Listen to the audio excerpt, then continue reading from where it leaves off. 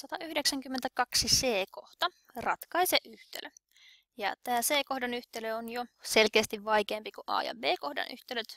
Tässä tarvitaan vähän jippoa itse yhtälön ratkaisuun ja aika paljon työtä menee tämän lausekkeen sievennykseen. Mutta mahdoton tämä ei ole. Käydään tämä vaihe vaiheelta nyt tarkemmin läpi. Eli ensimmäinen juttu tässä yhtälössä on se, niin kuin varmaan monet teistä arvannutkin, eli avataan tuolta noin sulkeet, eli kerrotaan -2 molemmat sulkeiden sisällä olevat termit. Eli sieltä tulee sitten -2 kertoimeksi tuohon 4/8x:lle ja -2 kertaa 3 on tuo -6.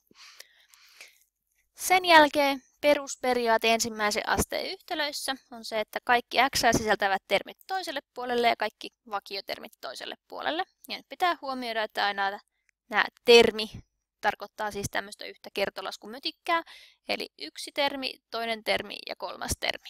Ja termit liikkuu aina yhtenä könttänä, eli täältä ei voi x:ää irrotella näistä kertoimistaan.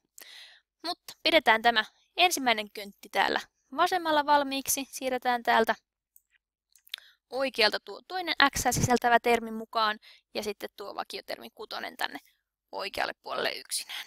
Ja samalla kun mä siirrän tämän x:ää sisältävän termin täältä vasemmalta oikealle, tietenkin etumerkki muuttuu ja samalla mä oon muuttanut sitä kertolaskujärjestystä, eli laittanutkin täältä 4/2 kertaa x. Ihan vaan, että se olisi samassa muodossa kuin tämä jo olemassa oleva isompi mötikkä täällä.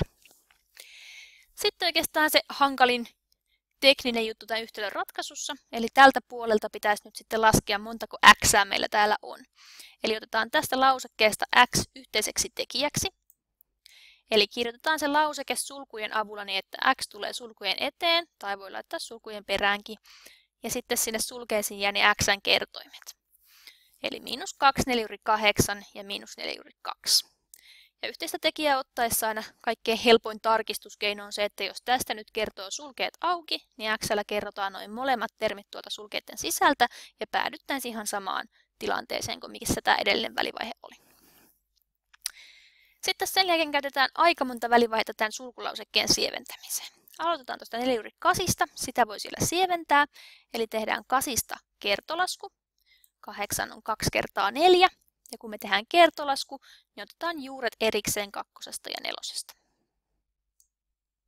Erikseen juuret 2 ja 4, ja sen jälkeen voidaan sieltä sieventää, eli 4/4 sievenee 2. Seuraavaksi tästä ensimmäisestä mötikästä voidaan sitten taas vaihtaa kertolaskun järjestystä, eli voidaan laskea ensimmäiseksi -2 kertaa 2 ja jättää tuo 4/2 sinne viimeiseksi sitten perään. Eli päästään siihen muotoon, että siellä on -4 4/2, -4/2 on 6. Ja sen jälkeen sulkeiden sisältä sievennetään, että kuinka monta 4/2 siellä on. Tätä tilannetta voi ajatella samalla tavalla, että me laskettaisiin tavallaan -4x miinus sitten vielä 1x. Ja tätä kun miettii, niin mehän lasketaan niitä xien lukumääriä. Tiedettäisiin, että se on sama asia kuin -5x. Niin täällä tapahtuu sitten sama juttu. Eli sinne lopputuloksena meille jää jäljelle -5 kappaletta noita 4/2. Ja tässä on nyt sitten kertolasku x kertaa -5 kertaa 4/2. Ja sama periaate kuin A- ja B-kohdissakin, eli yhtälön ratkaisussa seuraavaksi jaetaan tällä x:n kertoimella. Saadaan sinne aikaiseksi vastaus x on 6 jaettuna -5 4/2. Tämä on jo vastaus, mutta vielä muutama välivaihe, että sievennetään se vastaus sitten siisteempään mahdolliseen muotoon. Eli nyt meitä tavallaan harmittaa tämä jakajassa oleva 4-juurilauseke täältä, niin lavennetaan tämä lauseke 4/2. Ja kun me lavennetaan lauseke 4/2, niin se 4/2 lisätään sekä tuonne osoittajaan 6 kaveriksi, että tänne nimittäjään noiden olemassa olevan termin kaveriksi.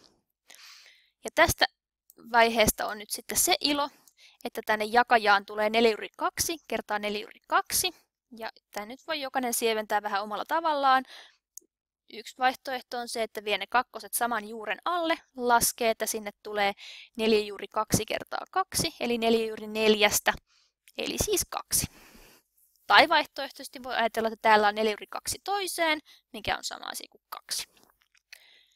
Ja sitten sen jälkeen vielä yksi vaihe, eli täältä voidaan nyt sitten kertolaskusta ja kertolaskusta niin supistaa 6 ja 2 keskenään.